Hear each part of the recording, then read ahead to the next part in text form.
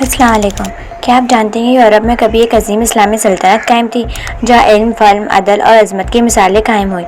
آج کی ویڈیو میں ہم بات کریں گے اندلس، موجودہ اسپین کے بارے میں، جہاں 800 سال تک اسلام کا پرچم لہراتا رہا۔ اندلس کہاں ہے؟ اندلس موجودہ اسپین اور پرتگال کے خطے کو کہا جاتا ہے۔ یہاں اسلامی حکومت 711 میں قائم ہوئی۔ اس علاقے میں رومی اور بعد میں عیسائی بادشاہ قابض تھے۔ اسلامی فتوحات کی شروعات 711 میں طارق بن زیاد نے بحر روم عبور کیا۔ انہوں نے جبل الطارق پر قدم رکھا۔ طارق بن زیاد کی فوج نے عیسائی بادشاہ راڈرک کو شکست دی۔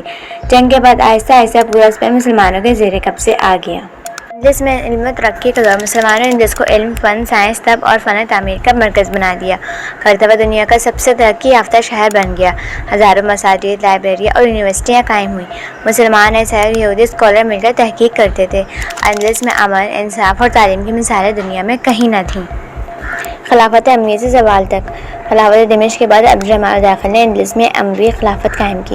یہ خلافت کئی صدیوں تک پھیلی رہی، لیکن پھر دنیا خلفائے تعیش پسندی اور فرقہ واریت نے کمزور کر دیا۔ اندلس چھوٹی چھوٹی روایتی ممالک کی ریاستوں میں تقسیم ہو گیا۔ صلیبیوں کا حملہ اور زوال۔ عیسائی طاقتور سے لیون، ایراگون، کیسٹل آہستہ آہستہ مسلم علاقوں پر قابض ہو گئے۔ مسلمانوں کے درمیان اتحاد نہ رہا۔ 1492 میں غرناطہ کی حکومت بھی ختم ہوئی۔ سلطان ابو عبداللہ نے آخری مسلم حکمران کے طور پر شہر حوالے کیا۔ اس کے بعد مساجد کو گرجا گھروں میں بدلا گیا۔ مسلمانوں پر ظلم شروع ہوا یا جلا وطن کر دیا گیا۔ سبق اور افسوسناک انجام۔ 800 سالہ اسلامی حکومت علم، عدل اور روحانیت پر قائم تھی، لیکن فرقہ واریت، دنیا پرستی اور اتحاد کی کمی نے سب کچھ ختم کر دیا۔ یہ ہمیں سکھاتا ہے کہ اگر مسلمان علم چھوڑ دیں اور آپس میں ہٹ جائیں تو زوال آتا ہے، چاہے حکومت کتنی ہی عظیم کیوں نہ ہو۔